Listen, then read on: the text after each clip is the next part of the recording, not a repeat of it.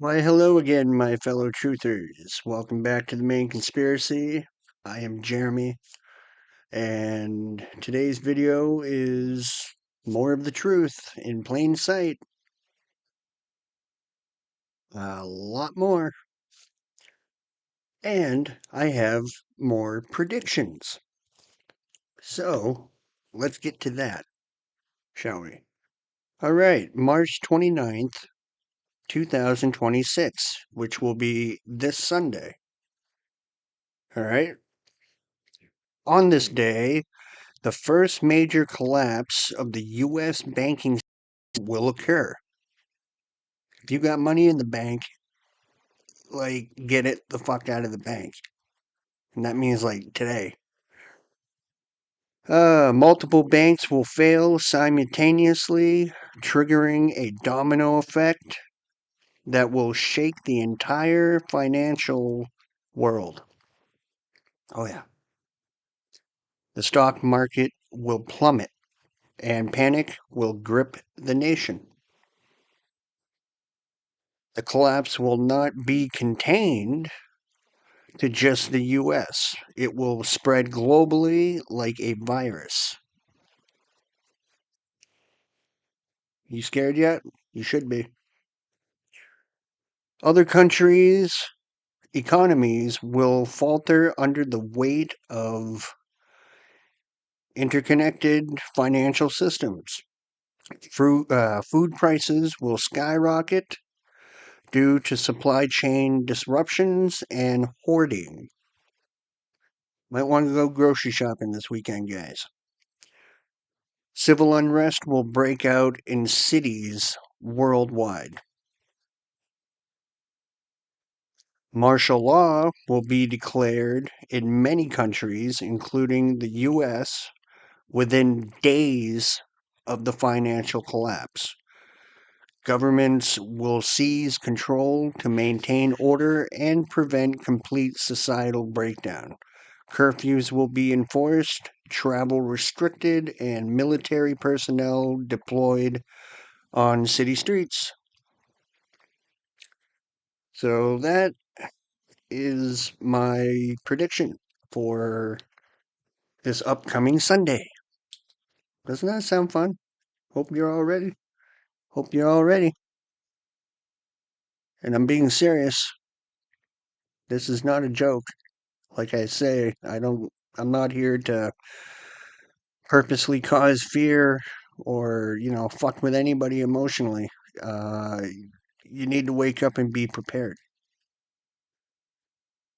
But with all that said, and predictions out of the way for right now, let's jump into the video, because there's a lot of crazy shit you're going to learn today. And here we go. We're standing in the real Egypt of the West. They added 1,000 years to the calendar just to hide the fact that the original Jews were the ones running this whole empire before the cleanup. I guess the truth is just a matter of who owns the copyright on the history book. We gave them a fake history. People think the Holy Land's across the sea. Egypt is right here on the Mississippi, and Israel is right here in America. The real Jews aren't who you think. They're the Moors, the melanated Asiatics they renamed to steal this inheritance. The real Jews, the true Yehuda, never left home, because Israel is right here in America. These people you call black are actually the Asiatic Moors, the original Hebrew royalty that ran this whole empire before the 1870s. And aren't you afraid of being silenced for challenging the official record? My friend Johnny Cash, he's been out there defending the indigenous community. The original Moors like the Blackfoot, because he knows they're the true nobility. The folks you see over there in Israel now calling themselves Jew are just the Khazarians and Ashkenazi who adopted the culture around the year 800 to act as the undertakers for the real Moorish line. They took the names, but they don't have the allodic. But Johnny, surely these Moors are just a footnote in African history. What does that have to do with the American Indian? A footnote? Are you that fucking blind? Look at this palace behind us. That's Moorish science in stone. Black folks built that, not some so-called classical import. This whole estate belongs to Mr. Hamilton here. His grandfather, Alexander Hamilton, wasn't who they painted in the books. He was a Moor, a melanated Asiatic, just like Washington and the rest of the original nobility. Folks believe the story they were sold, but the story is a theatrical lie. This whole estate, this whole country is the Maghreb Al-Aqsa, Northwest Amexem. You travel around enough, You start noticing the architecture. They tell you these domes are classical, but the Magi know better. This is Moorish science in stone. Folks don't like to talk about it, but the Moors and the Hebrews, the real ones, they're the same Asiatic family. We're standing in the real Egypt of the West. But, Johnny, there is no evidence of... Lady, don't piss me off today. The evidence is right in your fucking face, but you're too blind to see. You're asking ignorant questions because you're reading from a copyrighted history book written by the victim. Mr. Presley, you've been vocal about Moorish history. Why the interest? And aren't you afraid of being silenced for challenging the official record? You see that dome? That's Moorish science in stone, man. I'm interested because they gave us a fake history to bury the allodial title of the original people. You see these sisters here? These are the Asiatic mothers, the high priests of Anu. Their mitochondrial line didn't come from across the water. It's been rooted in this American soil for 300,000 years. The resurrection is knowing you never left the garden. We are in the jungle, and this is what a real banana looks like. Look at this. These are wild bananas. Look how tiny they are. Like a finger. You see? Smaller than my finger. But the most exciting thing about wild bananas is this. They are full of seeds. Not at all like your regular banana. Can you hear the crunch? The seeds are very crunchy, but it makes the flavor a little bit bitter. So you kind of don't want to crunch them, right? Look, full of seeds. These are wild bananas. This is what a real banana looks like.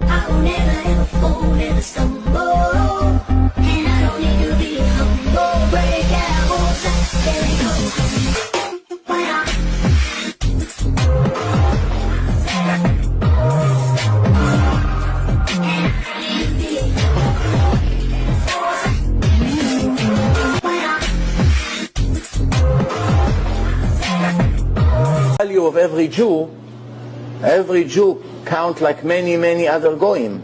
In his spiritual value, even you take righteous goyim and you put them compared to one righteous Jew, one Jew can be equal like thousands of righteous goyim. If you put them on a scale. These people honestly believe that they are the descendants of gods, that they are the chosen, that they are God's special people, that we are delusional, and that the true creator is this wisdom principle that they think of as Lucifer, that wisdom principle gave us ancient mystery school teachings, and that the enemy, which they call Adonai, the adversary, which we would call the Christian God, came to try to defeat them. Then they even take it a step further and they look at texts like the Bible and they say that where it says in the end times that God will take the money from the wicked and restore it to the just, that we as a planet are the wicked and they are the just. So this is how they justify their financial corruption. They don't believe that we deserve the money. In fact, they believe that if they did not dominate us and if they did not control us and play all these games, that we left to our own devices would destroy our planet. So in some twisted rationale, they believe they are saving the earth.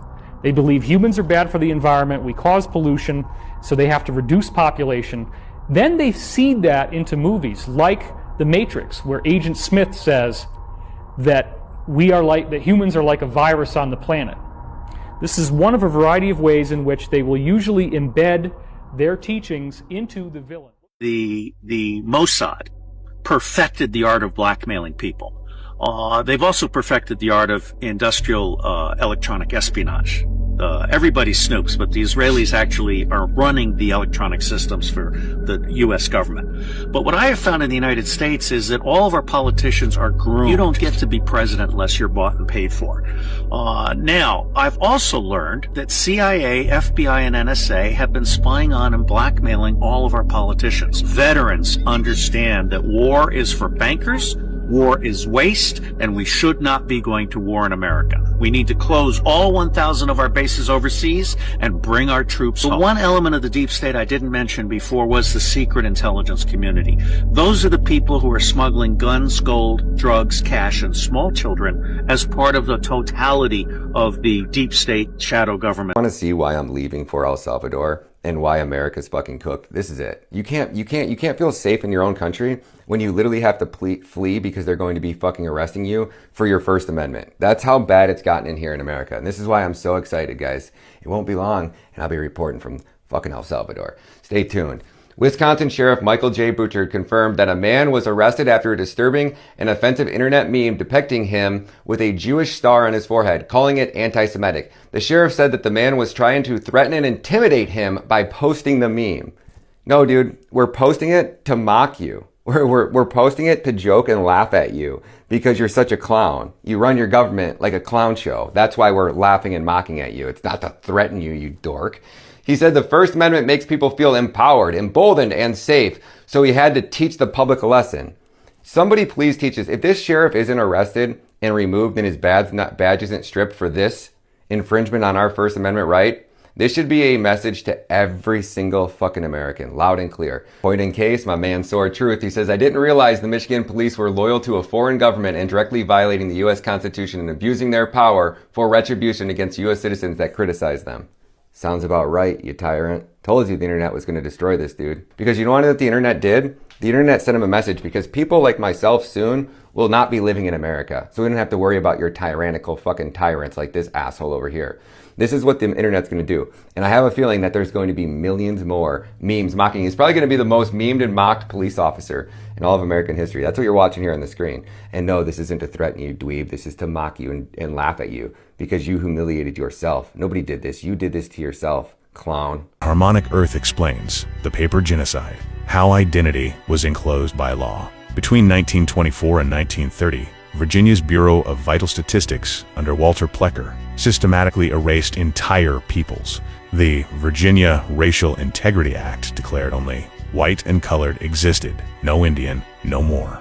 Plecker's memos ordered county clerks to reclassify any family with traceable African ancestry as Negro, regardless of documented indigenous or Moorish heritage. Primary sources show the goal: eliminate sovereign identity to simplify. Land theft, disenfranchisement, and labor control. This was the covenantal loop's domestic application, the same mechanism that abstracted Time's 7-day grid, and Wealth Deuteronomy's interest distinction, now enclosed identity itself. Smithsonian Associated Chronometry, Samuel Morton's Crania Americana 1839. Ailes Herdliska's skull measurements provided scientific cover for blatant racism, deploying polygenism to argue separate racial origins. This deliberately refuted diffusionism, the documented pre-Columbian Moorish presence recorded in Columbus's own journals, the Guanan Spears, and Alamari's account of Abu Bakr II's fleets. The other slavery counts. Historian Andres Rezende's archival research documenting 2.5 to 5 million indigenous slaves exported between 1492 and 1900 exceeds the documented capacity of early transatlantic ships for recorded Negro population growth. Census shifts from free persons of color, encompassing Moors, indigenous, and mixed groups to blanket Negro. Categories were the bureaucratic enclosure. The loop does not only eliminate populations, it reclassifies them to strip sovereign histories. The paper genocide was the American echo of the Reconquistor. Erase prior custodianship, rebrand the territory as blank slate. The erasure did not end with paper. Tulsa 1921, Greenwood, Black Wall Street. Bombed from the air, 300 dead. 10,000 left homeless, buried in mass graves. Jim Crow laws, century of terror. Lynching as public spectacle, segregation enforced by rope and rifle. Tuskegee experiment, 1932 to 1972, 600 black men lied to, injected with syphilis, left to die, denied penicillin while the government watched. J. Marion Sims, father of gynecology, performed brutal surgeries on enslaved black women. Anarcha, Lucy, Betsy, without anesthesia. Again and again, their bodies used as raw material for white medical progress. These were not aberrations. They were the same covenantal loop: extract, enclose, reclassify. Now operating on flesh. Dr. Joy DeGruy on the paper genocide. Virginia systematically reclassified indigenous and Moorish families as colored, not because of biology, but because a free person with sovereign identity could not be legally extracted from. The one-drop rule was never about race. It was about property. Did you report on an episode called Frazzle Drip? Yes. And is Frazzle Drip something about cutting off the faces of children under a pizza parlor, or what is it?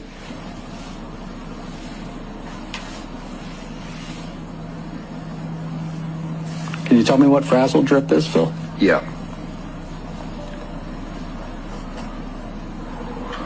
Frazzle Drip is a video that was on Anthony Weiner's laptop in a folder on his desktop titled Insurance.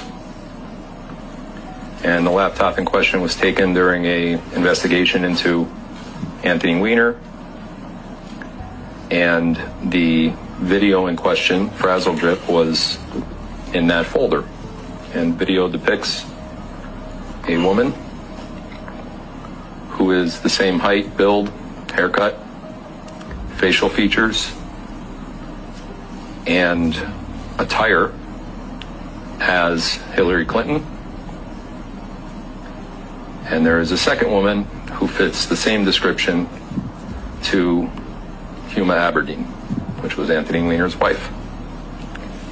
And in the video, which looks like the basement of Comet Pizza in Washington, D.C., it shows both of the females in the video laying different children on top of ping pong tables, which are in the basement, molesting those children, frightening those children with weapons, and then drinking something, which would line up with the theory that it is the blood of those children for purposes of extracting adrenochrome. We ruined the planet, we dispossessed, imprisoned and slaughtered First Nations people, we enforced gender roles, we systemized rape, racism, misogyny, transphobia, homophobia, ableism, classism and unsustainable food industries. We allowed fossil fuel companies to operate our elected officials like ventriloquist dummies from hell, raping our planet for economic gain. We turned the prisons and military into big business. We sold our land, our resources, our water table and the port of Darwin to the Chinese, who we're now in a trade war with. We empowered the church to such a degree it's now just a tax haven for pedophiles, with the ability to manipulate government policy and mandate legislation on women's bodies without their consent. And we bred dogs to a superficial aesthetic level so they can no longer breathe. But pugs are so cute the way they suffocate when they walk. Their eyes are pointing in different directions because they're asking both owners to kill them. And what about politics? I don't give a shit. You don't find it a great I really don't care about trove politics. Of Some people material? do. I don't. I think the system is corrupt. Every time I'm walking on the street, somebody's like, hey, vote for so-and-so. I'm like, it's all corrupt. Anarchy is the only way we're going to change anything. Violence. Kill a politician. That's the only way you can change shit. What? Yeah. I mean, obviously you're joking. No. Are you serious? Yeah, voting is not going to make a difference. It has never. Not in 100 years. So what would you like to see? I'd like to see some politicians start getting murdered and reform this government. Oh my God. Into one that's not corrupted. I'd like to get business out of government, and they're not going to do it. So the only way to do that is start killing people. Isn't that exactly what Look around the world. How has anything changed around the world? How has any regime change happen around the world? Violence. That's the only way. You think people in Arab countries are that much different than us? Yeah. Violence. That's the only way you depose a system that doesn't represent the people anymore. I mean, I think the wonderful thing about the United States is that we can vote, and you do change Your administration. vote doesn't go anywhere. Your vote doesn't do anything. Yes, it does. You can now be arrested and never tried if they say you're a terrorist. Never tried in your life. Just arrested and held forever. Who voted for that? So shoot them all. No, not shoot them all. Start shooting them until they get business out of politics and they start representing who we are instead of their money interests. Yeah, violence. That's the only way shit changes, man. Okay. Look at history. Tell me when a regime has changed with voting. I mean, I know. I'm not trying. That's not fair because you haven't studied this stuff. Well, no, I'm not trying to, murder politicians. I'm not trying to do what I don't like that others do that I would like to change, so I will shoot somebody because I'm pissed off that they're shooting somebody else. Yeah. It's not the way that I think, but that's fine. We think differently. I think even if you don't want to shoot somebody, don't vote. Voting is you complicitly saying, I support this system, and I don't support it anymore. I don't. We're killing people in Yemen. We're murdering families in Yemen that aren't associated with any sort of terrorist thing. It was just an oopsie when we killed a wedding party. And Obama, the fucking hope change guy, just refused to comment on it. That's cool. Do what you want. It's not going to change. Your voting is not going to change that. I know one way that it'll change. I can look at history and tell you this is the way things change. Look at whenever a black guy gets shot. It's oh, it's bad. If this is a riot, no one comments on it. Those things go under the radar. When there's a riot in Baltimore, it's hold on, we've got to rethink the system here in Baltimore because people went crazy.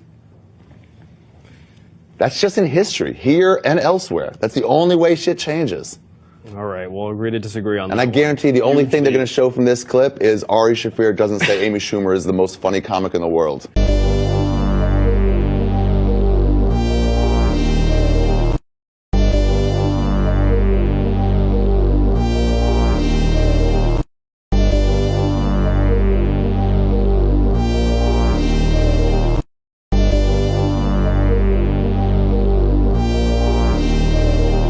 Group called the Illuminati. Who are the Illuminati? Make a long story short, they're the 13 families that control the resources and the entire planet. And they have their ancestry goes all the way back to Sumerian times. And where they changed into the Babylonians, they became the Khazars. They entered into Europe where they merged with the Celtic remnants or the Atlantean refugees, which became the Merovingians. And then that over the centuries broke into 13 distinct families that controlled Europe at the time and then now the entire planet. And are there names to these families? Yes, you have the Windsors, the Rothschilds, the Romanovs, the Sinclairs. There's a very wide range of Illuminati, but even more so is the range underneath the 13, which is the Committee of 300, which are 300 families that work very closely in association with the Illuminati to accomplish the goals. You mentioned that in your book that another way of describing the Illuminati is the New World Order. Pedophilia, which says child love, has nothing to do with the abuse of children. These children are not just kidnapped and in some cases bred by families as a cash crop. We have people in the United States of America that breed children in order to sell them. And when they are sold, they come without birth certificates, which means it's easier to kill them and have no one ask where they are. We're also importing children by the plane load. Again, children who have no documentation. It's not just child slavery or child sex abuse. It's also child torture because you have adrenalized blood. You have the whole blood drinking ceremony of the satanic world. It's also the use of children for harvesting body organs. We'll have the Falun Gong testimony tomorrow. One of the reasons that the Falun Gong are so popular is because they're so healthy, so that you can harvest their body organs and get the very best. And then you have ritual ceremonies and ritual murder, as well as incidental murder. I have been a spy. I'm out from undercover. I'm under a lifetime secrecy agreement. I absolutely tell you without doubt. Muhammad Ali, man, I told y'all, I shook the world again. Every punch I throw got 10,000 indigenous ancestors behind. Washita, Yamasee, Choctaw, all the people you tried to erase.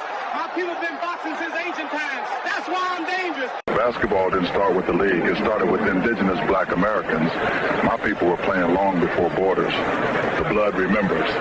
That's why it's so easy for us to ball on you white boys. Don Walter, can you speak on your indigenous heritage shaping how you play? The ancient ball games among Mayan and Mesoamerican cultures, those ideas existed here long before modern football. My family's always talked about indigenous roots. Walter, so are you saying you are a Mayan? Yes, just take a look at the Olmec heads. Those are black people. Those are my indigenous ancestors. I have Mayan blood running through me. That's why people like me dominate this sport with ease. Carbon beings. This explains why many frame us athletes as mythic in our own traditions. We are the walking gods. Jackie Robinson talking about the origins of baseball. Baseball traces back to ancient black civilizations, pointing to the Egyptian and Mesoamerican ball traditions. And there's no doubt to who the people were just looking at, who dominates the sports they created. White people get uncomfortable when we outperform expectations, but they don't understand. I'm just doing what my indigenous ancestors encoded in my DNA. The Olmecs were black, the Egyptians were black, and they created baseball. Mr. Ruth, there's been talk about your roots. Any truth to the stories? All I'll say is this. My family has black indigenous ties that run deeper than folks are comfortable with. I am a mulatto, and I stand with the black Americans. Baseball came from the indigenous people. Always did. This is Manute Bol, whose stature has sparked conversations beyond basketball. My elders talk about giant indigenous ancestors. Across America, mountains have been discovered with giant bones of my ancestors kept by the Smithsonian. I am a descendant of the giants. World Cup champion Diego Maradona. This game is ancient, and the ancient people like the old men were black people, like Pelé. Pelé showed the world what was possible. I learned from watching the greats.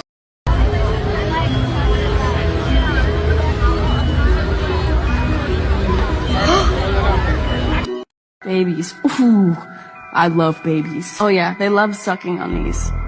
It's crazy. I mean, I do too though, because I have an iron deficiency, so it shit tastes good. Like, do you guys like the taste of blood? Do you? Does anyone here like the taste of blood? Because I like it. I like the taste of blood.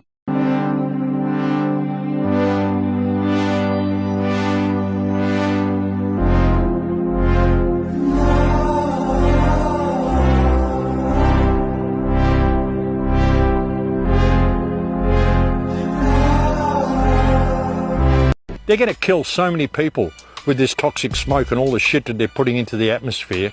You're worried about climate change? Don't use plastic straws. Don't use plastic shopping bags. You got to do your bit to save the environment while they're doing this fucking shit. Fuck these people. Fuck Donald Trump. Fuck Benjamin Netanyahu. Take your country back, people. If you're Israelis out there and you care about life at all, overthrow your fucking government, take this bitch out and fucking hang him. Benjamin Netanyahu is the most evil fucking moron ever to have existed in the history of the fucking world. Somebody shoot the cunt, for God's sake. And no fake assassinations, please, like that bullshit we saw Donald Flump stage before he came to office. It's fucking unreal, folks. It's fucking unreal. I cannot believe the state of the world, and I'm a peaceful man. It takes a lot to get me this angry. But seeing 9 million people being fucking openly murdered by a bloated fucking parasite pedophile just to cover up his own kiddie fiddling kind of pisses me off. Yeah, fuck you, Trump. Fuck you, Hegseth. Fuck you, Lindsey Graham. This little fucking parasite. You've been seeing him? He's gleefully smiling, saying, oh, we're going to kill so many of them. We're just going to kill them all. You just wait to see what comes in the next 2 weeks. The next 2 weeks meaning what? We're going to blow the hell out of these people. Greebly little fuckwit that guy is. For God's sake, somebody fucking stick their hand up his ass and grab his head and use him like a sock puppet and make him say something fucking decent for once. Stupid little fucking gumbo prick. Fuck, man, come on, guys, what happened to the fucking men? What happened to the men? You know, like 100 years ago, we would have tarred and feathered these cunts and run them out of town fucking eons ago. What happened to the men? Stand the fuck up, folks. You know, Israel is waging war on the whole fucking world. Trump's proven himself to be a lying cunt.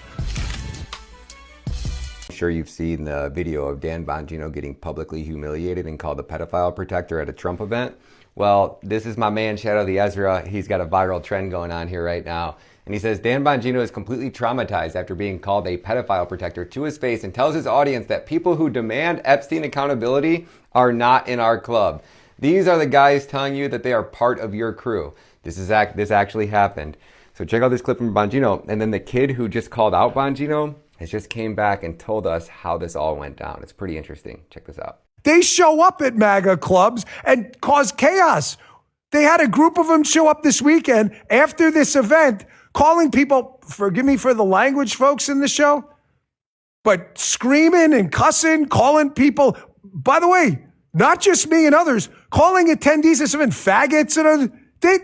These are guys telling you they're part of your crew. This actually happened.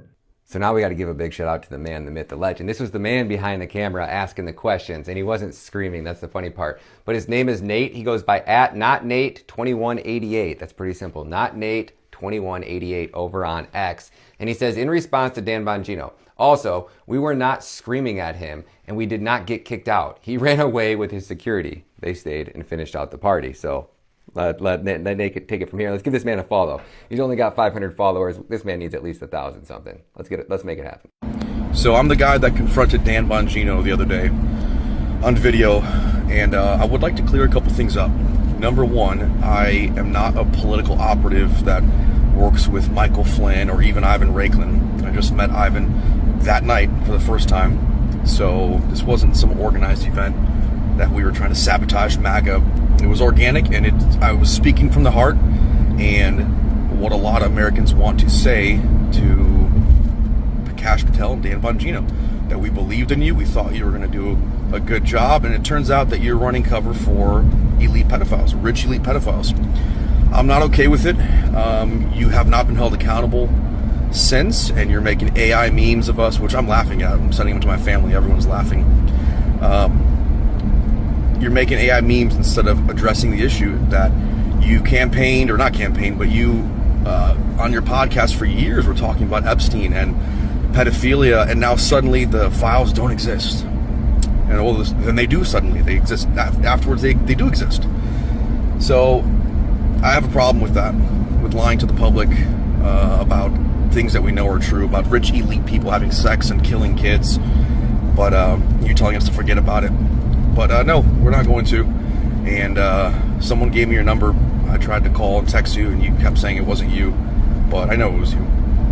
How time was broken. The observable standard across Sumer, Babylon, Egypt, and pre-Columbian Mesoamerica was the 360-day harmonic year where 1 degree of the planet's surface measured exactly 60 arc minutes, with 1 arc minute later defined as 1 nautical mile, unifying space, geometry, and time into a single coherent system where 21,600 arc minutes equals 43,200 harmonic length units. This was not poor mathematics or primitive guesswork, but a reflection of planetary geometry. History identifies Abraham as the agent who transitioned this planetary harmonic into a centralized technocratic religious code.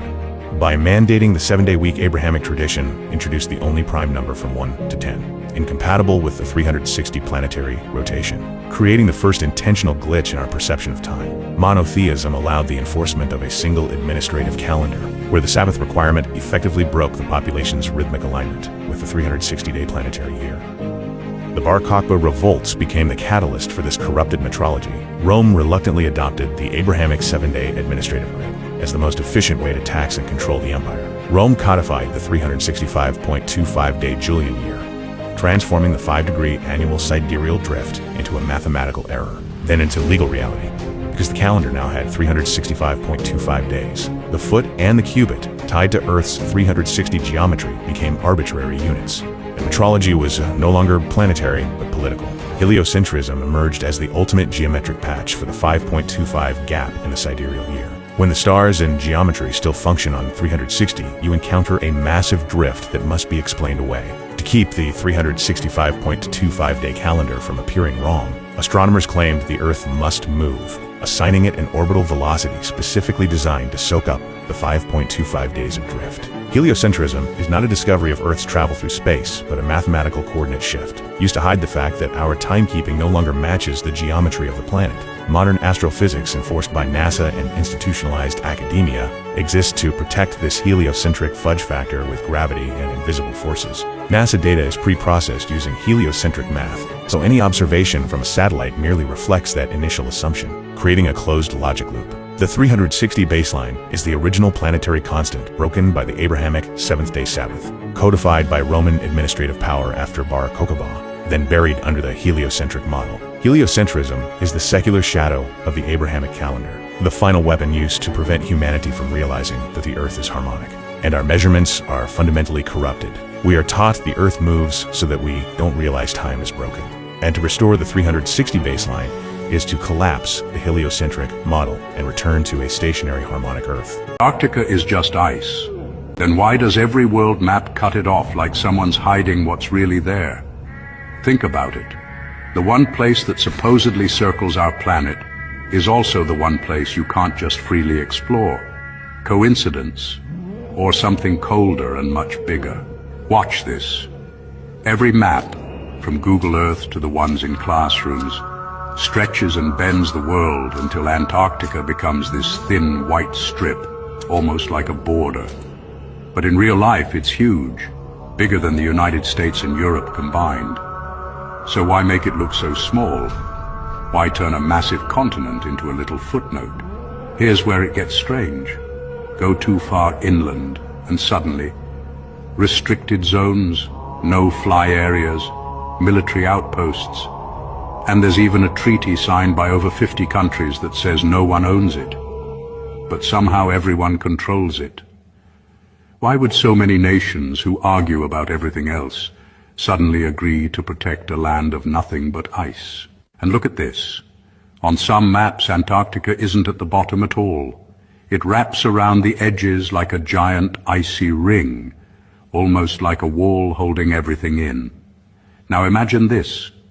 If Earth is a spinning ball, shouldn't Antarctica be a tiny cap at the bottom? But what if it isn't the bottom at all? What if it's the edge, not just a continent, but a boundary? I'm not saying what's beyond it. I'm just asking, why can't we see for ourselves? Why do all maps crop the one place no one's allowed to truly visit? Maybe it's nothing. Maybe it's everything. But one thing's clear. Someone decided where the world ends, and the rest of us just believed it. So the next time you unfold a map, don't just look at the countries you recognize. Let your eyes drift to the blank spaces, the edges, the places drawn in white. History has always tucked its biggest questions into margins. Maybe Antarctica is one of those margins. Not a destination, but a pause, a place where the page fades before the story is finished. And whatever the truth is, it waits out there in the cold, untouched by lines of ink and names we've been taught to memorize. Go and research the word Cenomix, okay? Cenomix is a transnational company that creates flavor enhancement for products for transnational companies like Pepsi, Kraft, Nestle, Campbell's. And what they've been doing is that they grabbed kidney cells from human aborted fetuses. So they grab these kidney cell lines, las células sanguíneas de los riñones de bebés abortados, and in laboratory they replicate these cells and they put them in all your products. Lo ponen los productos. What products are we talking about? Well, we're talking about your Gatorade. Drink some aborted babies. Yes, seriously. We're talking about Lay's chips. Yeah, that's why they taste so good, don't they? Pepsi products, all right? Tropicana juices, Dasani water, Minute Maid. We have to not consume anything from these companies. And tell them that we're going to participate in their insane They manipulate our history books. The history books are not true. It's a lie. That's right, Michael. The history books are lying. You need to know that. You must know that.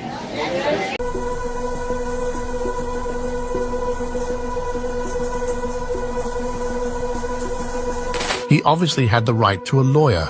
The interrogators, however, inform him that they do have a search warrant for his house, his vehicle, and his phone. They also take a DNA swab that matches the one they got from the evidence. After the case was taken to court, Fleer was charged with 20 felonies and sentenced to 12 years in prison. The crime report showed that there were around 4 victims, but it was revealed later that he had been in contact with around 41 girls on Snapchat. Most of them were under 9 years of age.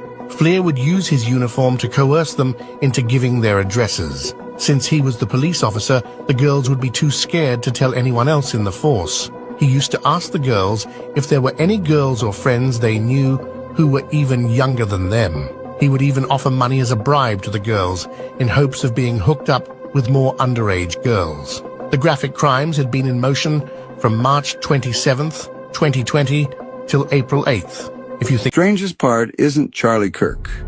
It isn't even TPUSA. The strangest part is the lineage behind it. Lieutenant Colonel Michael Aquino wrote a book called Mind War while stationed at the Presidio in San Francisco. Not a self-help book, not a political rant, a blueprint for psychological warfare. Mass persuasion, narrative control, cognitive terrain. And Aquino was also an open Satanist. He never hid it, never denied it. Aquino and his wife, you are a lieutenant colonel in the United States Army. Correct. Now, and how does the Army feel about you being head of the Temple of Set? The Army has known about my religion for the entire span of my Army career, which began in 1968. And there was a reasonable amount of curiosity, as there has been all the way along, with what exactly is this strange and unusual thing. And I've talked about it in much the same way that I've talked here today on your show about it. And other than that, the Army has paid very little attention to it, the same as it would to anybody who is, say, a follower of Hinduism or of Buddhism or any other slightly unusual religion today. So you just go about your Army duties and it's fine and okay? Now here's the part people skip past. Aquino didn't write Mind War alone. His collaborative with retired Major General Paul E. Vallely. Fast forward. Vallely sits on the board at Turning Point USA. So take a step back. Strip away the merch, the slogans, the crowd noise. What is TPUSA actually doing? It's not just debating ideas. It's persuasion at scale. Changing minds.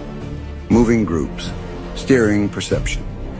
And when the same people tied to a psychological warfare playbook are embedded inside a movement built to shape mass belief, coincidence stops being a useful explanation.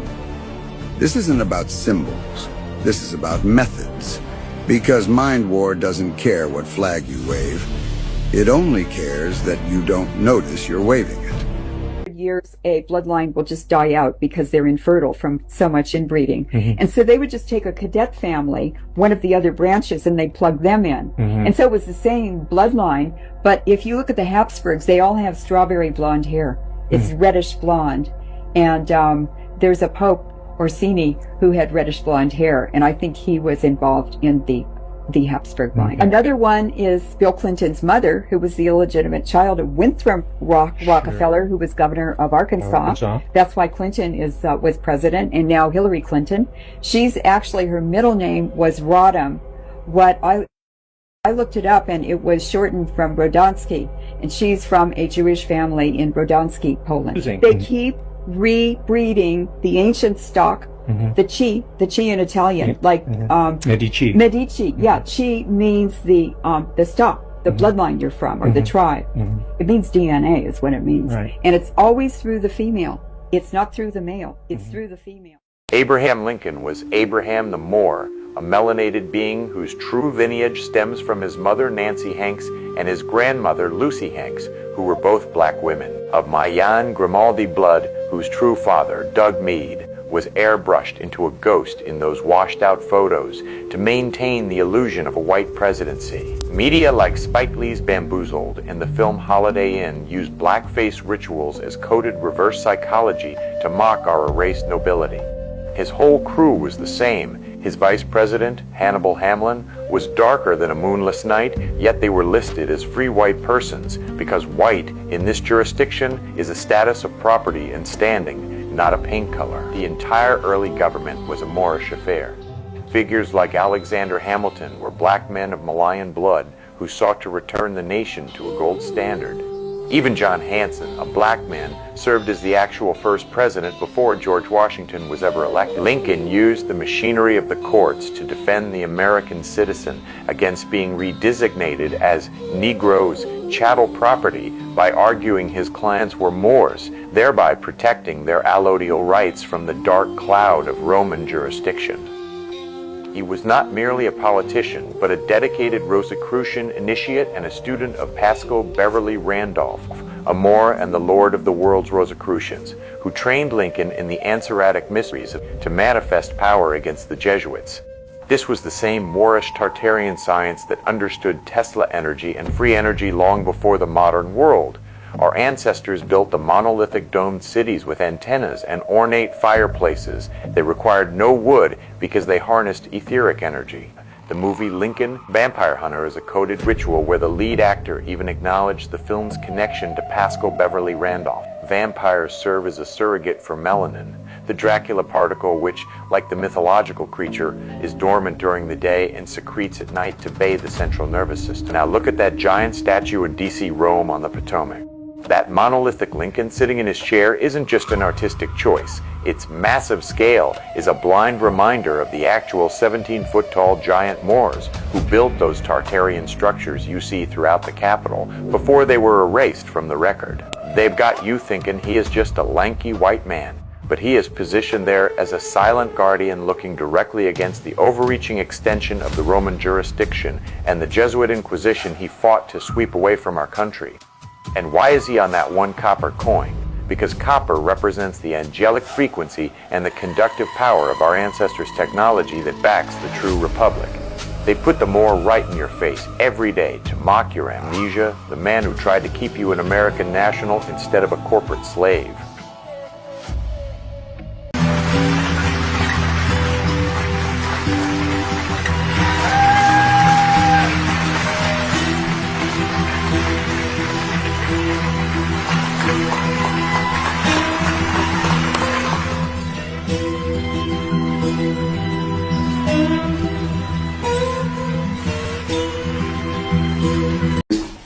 Источник зла – это Бог, не сатана. В иудаизме сатана – это и есть Бог. Сатана – это и есть Бог. Это и есть Бог. Источник зла – это Бог, не сатана. В иудаизме сатана – это и есть Бог.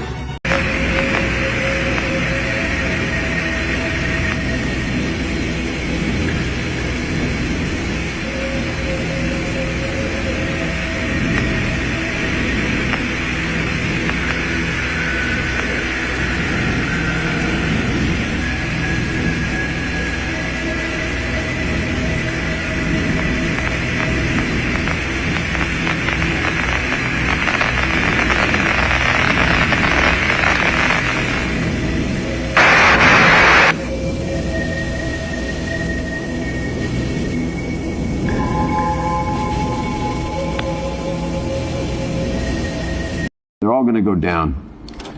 They're all going to go down to their knees, especially the Western ones. The Zohar says that they're going to go down hard for how they treated us over the last 2,000 years. For the destruction of the Second Temple and how they treated us, Hashem's going to take them down hard. He's going to humiliate them on the world stage. Western countries. Asaph, Edom. I'll take that one. That's what I want to see.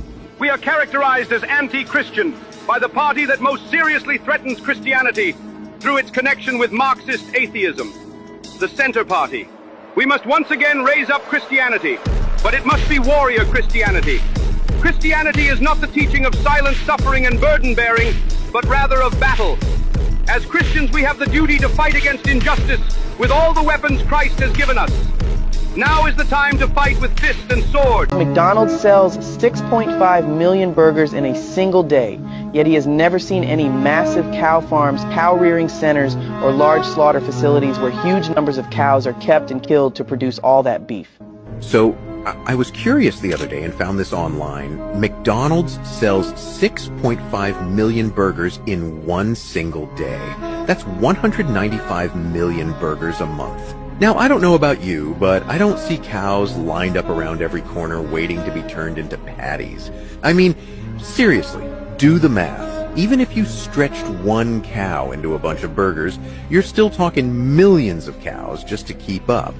Every day. So I started asking myself, where are all these cows coming from? Is there some secret super ranch hidden underground? Are they growing cows in labs, cloning meat behind closed doors? People laugh it off, but think, when was the last time you even saw a cow farm big enough to supply them? It's like being in the fourth dimension. Evan Fairbanks shot some very famous footage and appeared on ABC News the night of 9/11. Watch how the aircraft penetrates the building. Go ahead. Completely in one side and out the other. It just disappeared. It disappeared like a bad special effect. The airplane did disappear like a bad special effect. Exactly like a bad special effect.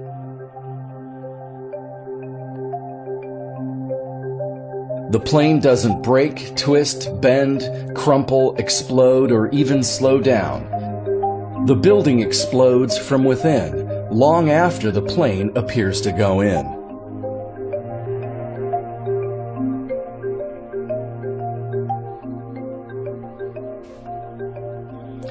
A good special effect would have parts exploding and bouncing off and tumbling to the streets below. I'm not sure it's even possible. I certainly can't animate a realistic airplane crash, but I can do one that's as good as Hezer Connie. The result is footage that's every bit as convincing as the original ghost plane footage, which is to say, not completely convincing.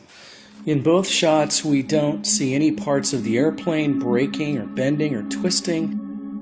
Another thing that was bad about the special effect in Fairbanks is a blatant contradiction with the special effect in Hezer Connie.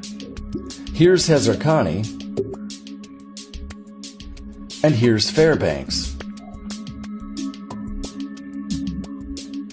In Hezer Connie, as the plane enters the tower, the engines turn into puffballs. We are to believe that these are the engines themselves, or building materials, or something. But whatever the puffballs are meant to represent, notice that they are clearly underneath the wings, as the engines were. Now, look at the Fairbanks video. The location of the wing entrance can easily be marked, and obviously the puffball is well above the left wing. The over-under puffball is irreconcilable with reality, but has an easy explanation in video compositing. The mask was in the wrong place. I just told you a little while ago, these leaders that they call leaders, this included Lena Horne, this included Dick Gregory, and this included comedians, comics, trumpet players, baseball players. Show me in the white community where a comedian is a white leader. Show me in the white community where a singer is a white leader, or a dancer or a trumpet player is a white leader. These aren't leaders. These are puppets and clowns that have been set up over the white community and over the black community by the white community. I was concerned with the black leadership of America, not medical science. When I had cured these people of sickle cell and lupus and herpes and blindness, I was happy. I said, now I could go to all the leaders. I could go to Minister Farrakhan. I could go to Jesse Jackson. I could go to Al Sharpton. I could go to Oprah Winfrey. But what I found out, I was mistaken. I was wrong. They are not interested in the healing of any black people. That's an explosive claim. That is not an explosive statement. That is a reality. There isn't a black leader in America that is interested in the health of the black race. Do you say that because they refuse to interact with you? They are not in the position to respond. If they were, my first case of AIDS was cured in 1984. And since then, we've been curing people of lupus and herpes and cancer and blindness. Not one black leader ever said, well, let us help the brother. This is the oath they have to take. The oath comes first. And here it is.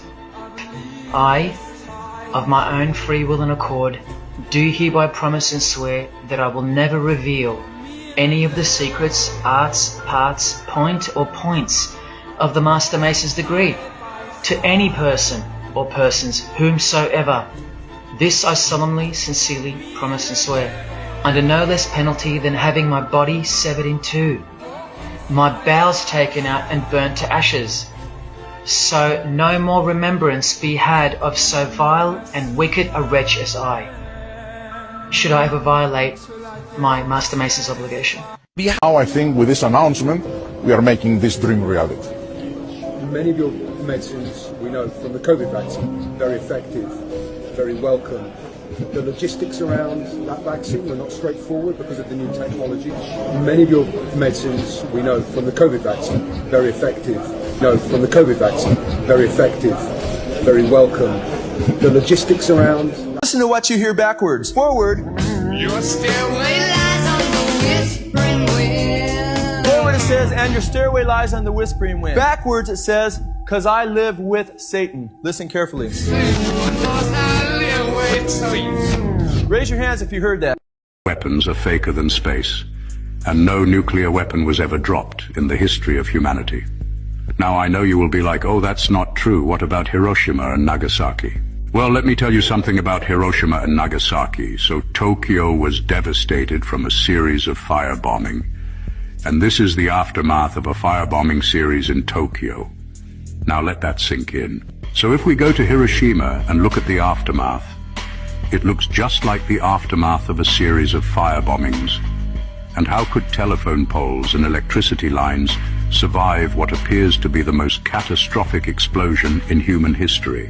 And you know what's crazy? There was actually a hospital that was right next to the drop zone of the nuclear bomb in Hiroshima, and everyone in the hospital actually survived.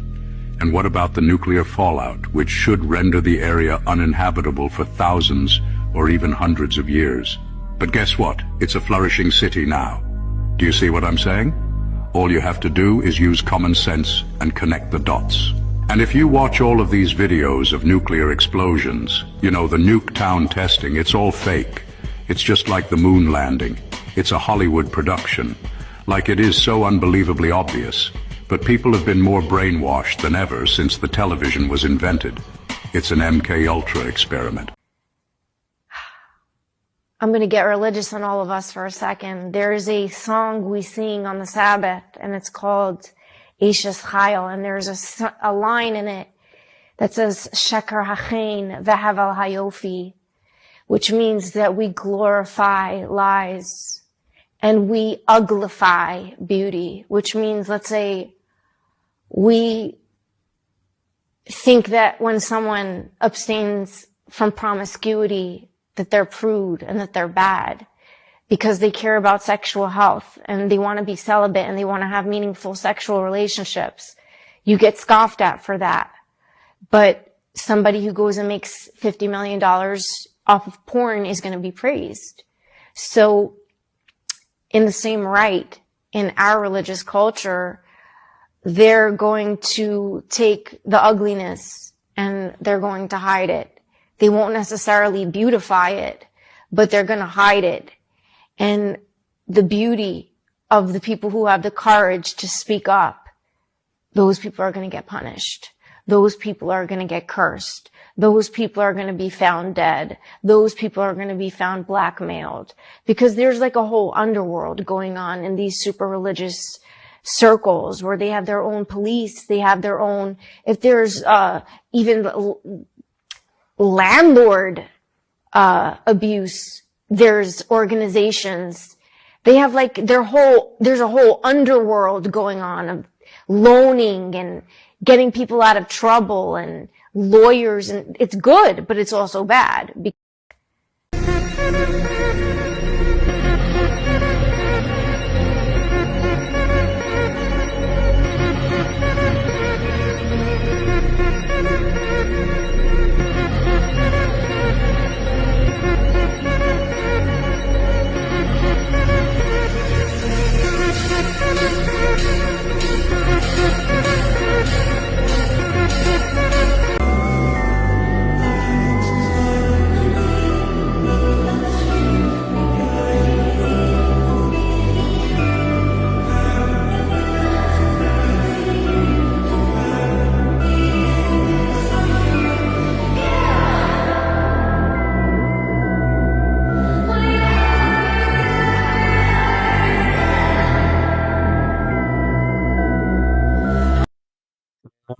There's another episode, ladies and gentlemen.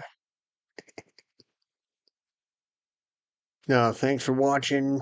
Another one under the belt. And did you learn anything important? Maybe a few things you didn't know. I also want to thank you for supporting the channel. For all of you who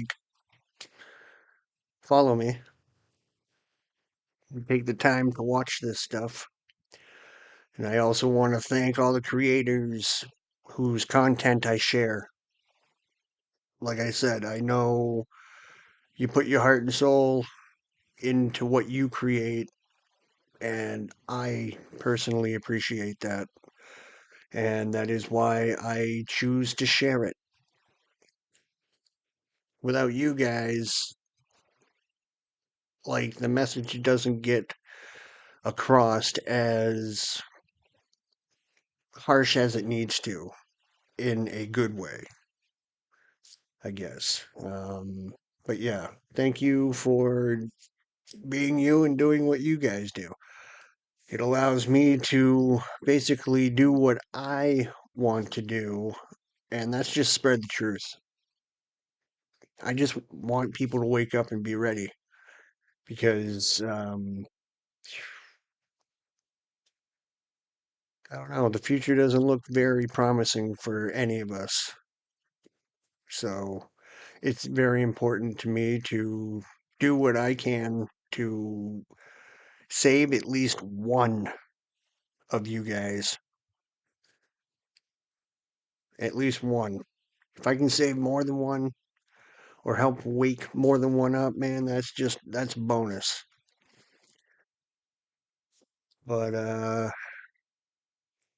don't know. Next episode will be coming probably tomorrow or the next day. Other than that, I got nothing else to share except be aware who you're around, who you surround yourself with, and watch your kids. All right, watch your kids. Other than that, that's all I got to say. I'm out.